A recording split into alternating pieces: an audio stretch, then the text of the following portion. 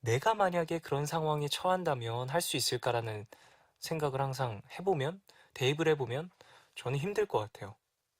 계속 이렇게 일을 하다가 제가 어느 순간 아 이건 나의 일이 아닌 것 같아 라고 느꼈을 때 제가 과연 가수나 DJ나 이 연예인 생활을 포기하고 다른 일을 할 수 있을까라는 생각을 해보면 불가능할 것 같거든요. 저는 그런 용기가 없을 것 같아요. 근데 어쨌든 황지영님은 지금 하고 계신 일에 대해서 뭐 안 맞는 것 같아. 자, 그럼 내 꿈을 찾아 떠나자라고 결정을 하신 거니까 응원하고요. 너무너무 멋있습니다. 잘 해내시고 뭐 힘든 일 있을 때마다 푸른밤 찾아오세요.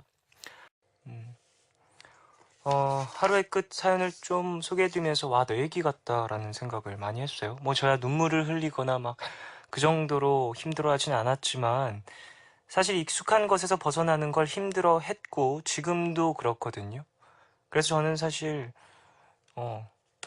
뭐 방송 오래 함께 하신 분들은 알고 계시겠지만 저 정말 혼자 있는 게 편하고 진짜 조용히 그냥 여행 안 다니고 그냥 쉴 때도 뭐 어디 가는 것보다는 그냥 집에 콕 박혀 있는 걸 좋아하고 그런 편이거든요. 근데 좀 지금은 어찌 보면 일적인 부분에 있어서 변화와 뭐 발전이라는 것 이런 것들의 스트레스에 대한 벽에 부딪히신 것 같은데 글쎄 그 선택이야 본인이 하시는 거겠지만 신기하죠?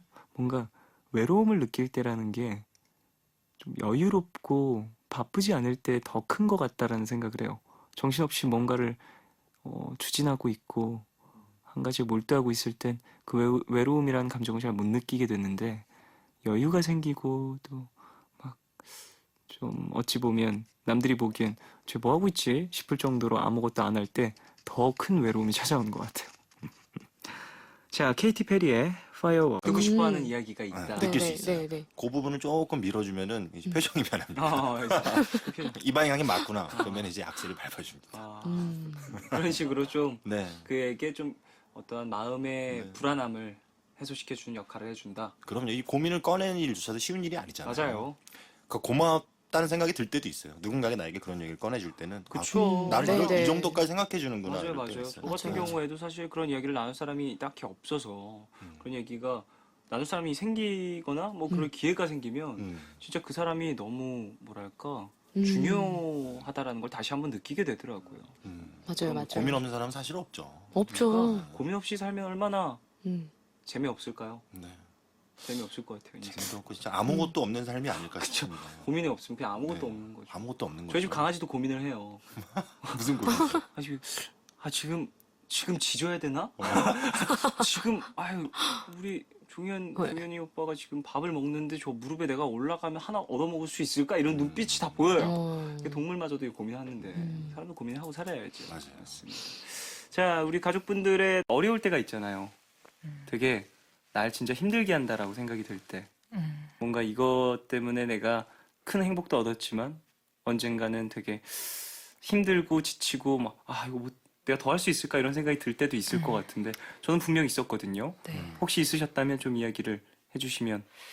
그런 기복들은 다 있지 않을까 싶어요. 네네. 휴식을 취하셨으면 이라는 생각을 해봅니다. 되게 피곤해요. 그거 한번 타이밍 놓치면 쉴 타이밍 놓쳐가지고 한번 몸 망가지면 제가 지금도 알러지 약을 먹고 있거든요. 평생 알러지가 없다가 갑자기 컨디션이 팍 떨어지면서 1년 반 동안 지금 알러지 약을 먹고 있어요. 갑자기 생긴. 그래서 이렇게 좀 몸이 크게 반응하기 전에 빨리 휴식을 좀 취하시고 그러시길 바라겠습니다. 저 무뎌지다? 무뎌진 거 있어요? 아니면 무뎌지고 싶은 거 있어요? 무뎌지고 싶은 건 없어요.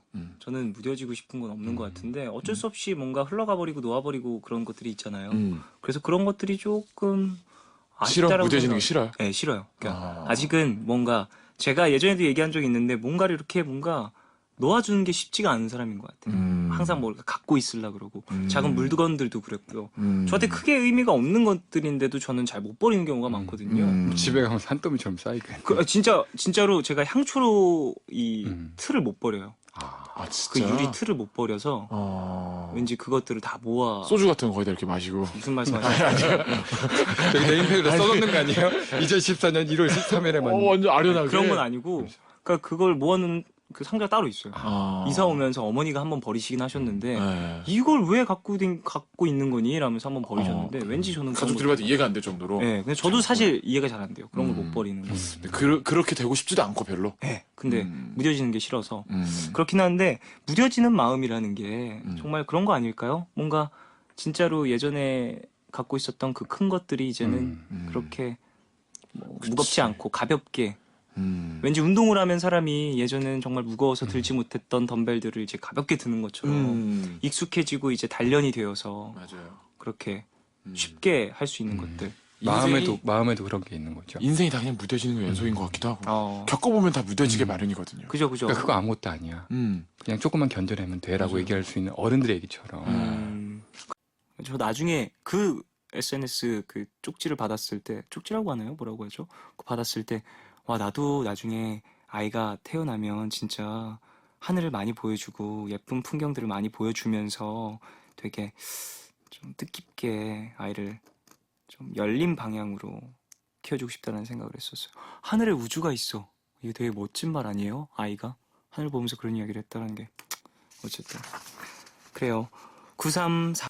네, 저도 있어요. 되게 좀 뭐라고 해야 되지? 저는 가사 때문에 많이 우는 경우가 있는데 그 가사가 되게 뭐라고 해야 되지? 꼭 뭔가 사람에 대한 그런 가사가 아니어도 뭔가 눈물이 나는 경우도 있는 것 같아요. 제가 가장 최근에 막 울었었던 건 그 소네플 앨범을 들으면서 이상기후 앨범을 들으면서 울었거든요. 근데 사실 음악적으로 봤을 땐 눈물이 날 그 장르라고 보기엔 조금 힘들 수 있어요. 왜냐면 락밴드고 되게 날카로운 사운드를 좀 많이 쓰거든요.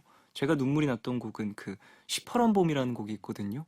쭉 듣다가 앨범을 처음부터 끝까지 한번 쭉 듣고 그 다음에 다시 한번 1번 트랙부터 넘어가서 이제 시퍼런 봄 트랙이 나왔는데 가사가 너무 슬픈 거예요. 왠지 그 청춘에 대한 이야기를 막 하는데 거기서 되게 막 울컥해서 비행기에서 청승맞게 막 울었었던 기억이 나네요. 그래요. 노래 두 곡 들을까요? 김현식의 내 사랑. 가끔은 그러니까 외로움에도 여러 가지 종류가 있잖아요.